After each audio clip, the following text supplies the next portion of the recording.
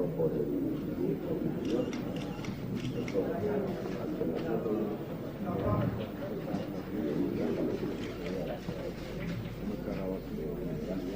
tal? ¿Cómo está? Bien. ¿Qué tal, López?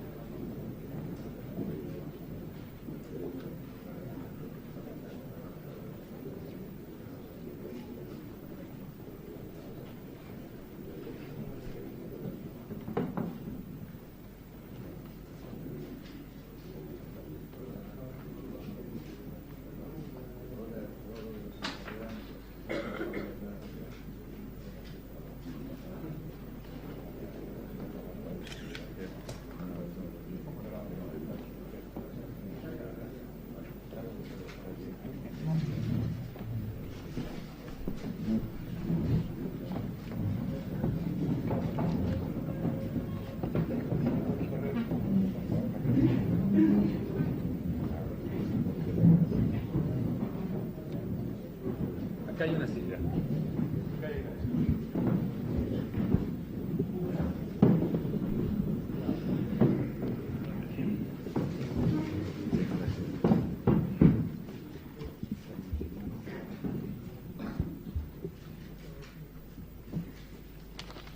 Son pocos minutos. Desde luego, no te guste esto.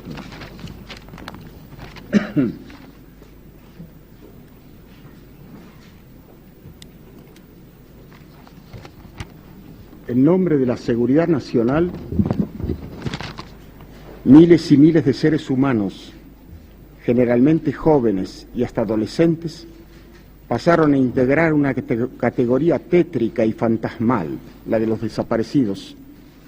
Palabra, triste privilegio argentino, que hoy se escribe en castellano en toda la prensa del mundo.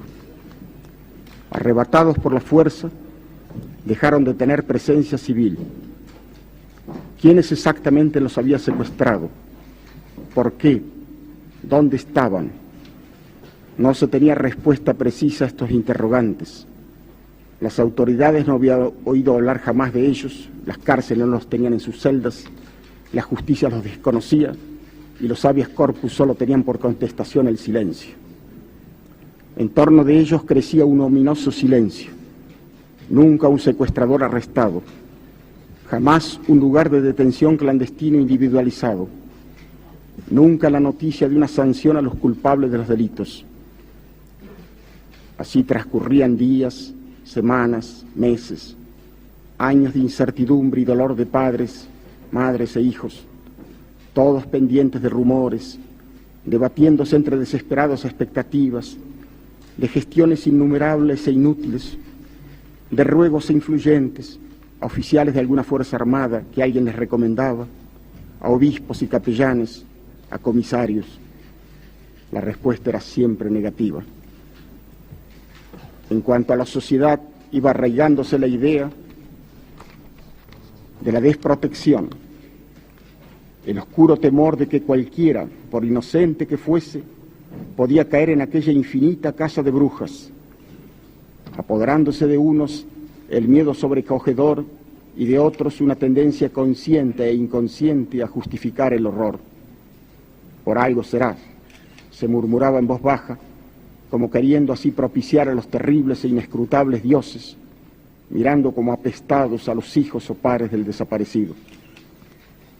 Sentimientos, sin embargo, vacilantes, porque se sabía de tantos que habían sido tragados por aquel abismo sin fondo, sin ser culpable de nada, porque la lucha contra los subversivos, con la tendencia que tiene toda clase de brujas o de endemoniados, se había convertido en una represión demencialmente generalizada, porque el epíteto de subversivo tenía un alcance tan vasto como imprevisible. En el delirio semántico todo era posible, desde gente que propiciaba una revolución social hasta adolescentes sensibles que iban a villas miserias para ayudar a sus moradores. Todos caían en la redada.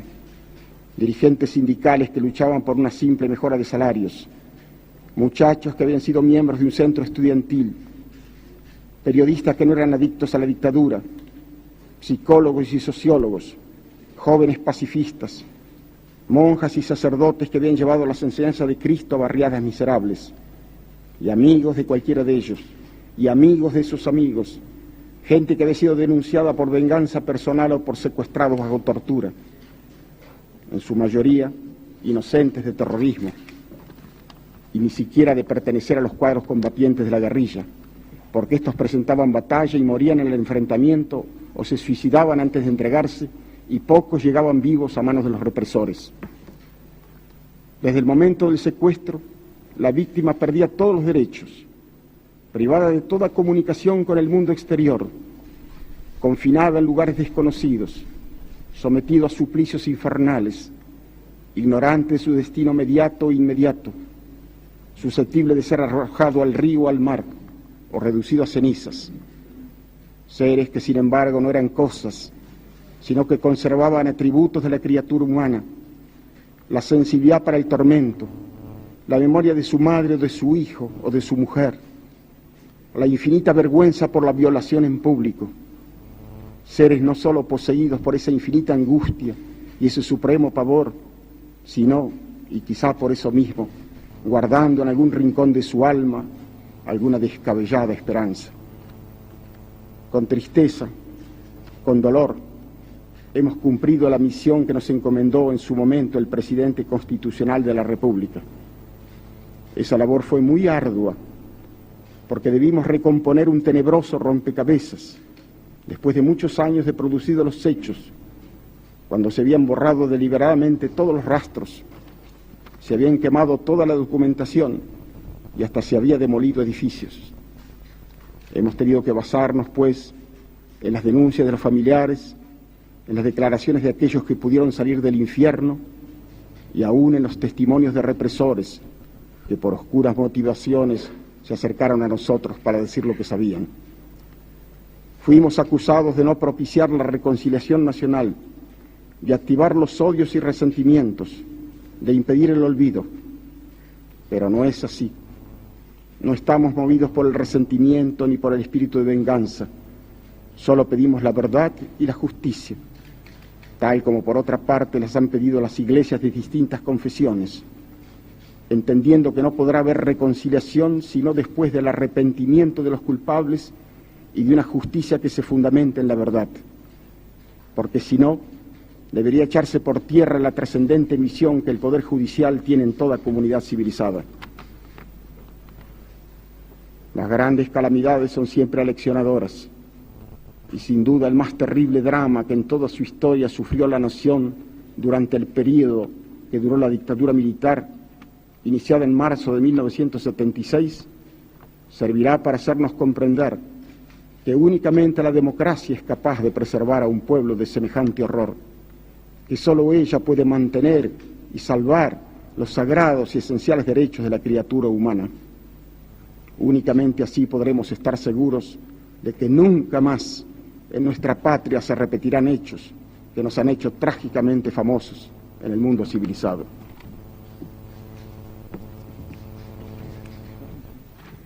Vamos a entregar el informe.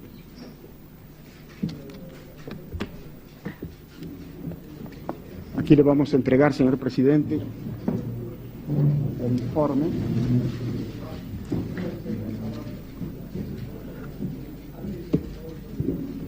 y las carpetas anexas.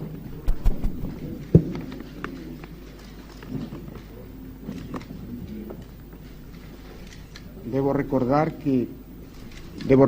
que la masa total del informe comprende más de 50.000 folios que entregamos al señor presidente también en forma de microfilmación. Esta es la carpeta que saldrá en forma de libro. Señor presidente de la Comisión Nacional sobre la Desaparición de Personas, doctor Ernesto Sábato. Señoras, señores, en nombre del Poder Ejecutivo de la Nación, y estoy seguro que digo bien en nombre del pueblo argentino. Quiero expresarle el agradecimiento de todos. Necesitábamos sin duda de la tarea que ustedes han realizado. Sabemos que ha significado para ustedes un esfuerzo físico tremendo, pero nos consta que por encima de ese esfuerzo han tenido ustedes que superar algo que es mucho más fuerte. Han tenido que superar el agobio del dolor con el que se han encontrado a través de todos estos días de tan intenso trabajo. El país necesitaba en consecuencia este ejemplo de ustedes, así como necesita saber la verdad acerca de lo que pasó. Porque sobre la base de la mentira o de la oscuridad no podemos construir la unión nacional. Y solamente sobre la base de la verdad y de la justicia es que podemos encontrarnos en la reconciliación, tomados, ¿por qué no?, de la mano de la bondad. Yo creo que lo que ustedes han hecho ya ha entrado en la historia de nuestro país. Constituye un aporte fundamental para que de aquí en adelante los argentinos sepamos cabalmente, por lo menos, cuál es el camino que jamás deberemos transitar en el futuro, para que nunca más el odio, para que nunca más la violencia perturbe, conmueva y degrade a la sociedad argentina. Yo sé muy bien que no todos van a estar conformes. Sé muy bien que es algo que sucede permanentemente a quienes actúan y pretenden actuar en el marco de la ley, en el marco del Estado de Derecho, con un sentido de justicia y no como una forma de venganza. Seguramente haya quienes de una parte y de otra parte levanten sus voces reclamando otro tipo de acción, pero tengo la más absoluta convicción de que la enorme mayoría de los argentinos está en estos momentos agradeciéndoles el esfuerzo, y tengo también la seguridad que en el futuro nuestros hijos recordarán los nombres de cada uno de ustedes, porque a través de este esfuerzo y con el ejemplo han señalado, al mismo tiempo que el camino que no debía tomarse, también un ejemplo para cada uno en cuanto a la necesidad de asumir responsabilidades, que es la forma de participación que reclama la democracia. Ustedes han aceptado esa participación y la han aceptado en una situación límite. Ustedes han transitado estos meses duros y difíciles cumpliendo con nobleza una obligación de ciudadanos que está más próxima del heroísmo que del esfuerzo. De modo que reitero en este sentido el agradecimiento del Poder Ejecutivo y el reconocimiento que estoy convencido el pueblo argentino les está brindando en estos momentos. Vamos a tomar debida nota de todo lo que nos han traído.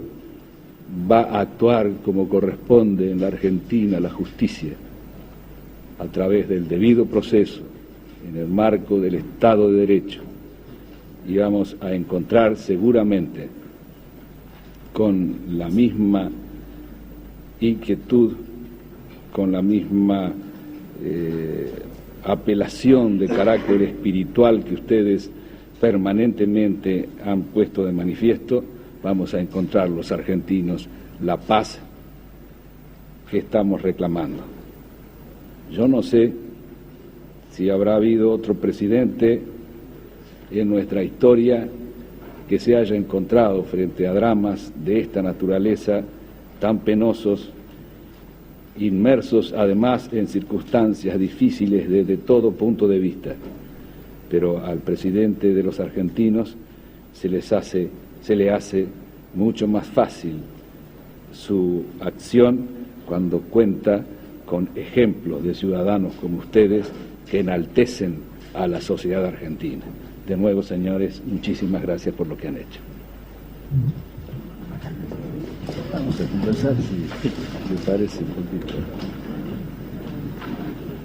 3 horas habló desde Washington y también en marzo afirmando que muchísimas gracias.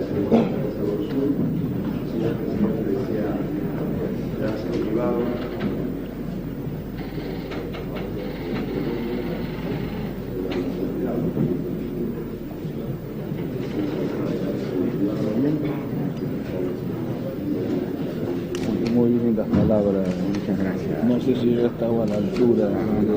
Que lo que dice siempre es sensato, es preciso, es humano.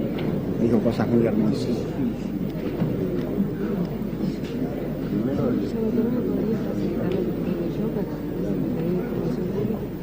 Para distribuirlo. Mire, lo tiene muy corregido. Sí, Yo soy la jefa de taquígrafo. bueno, se puede llevar. Se lo devuelvo. No hay necesidad.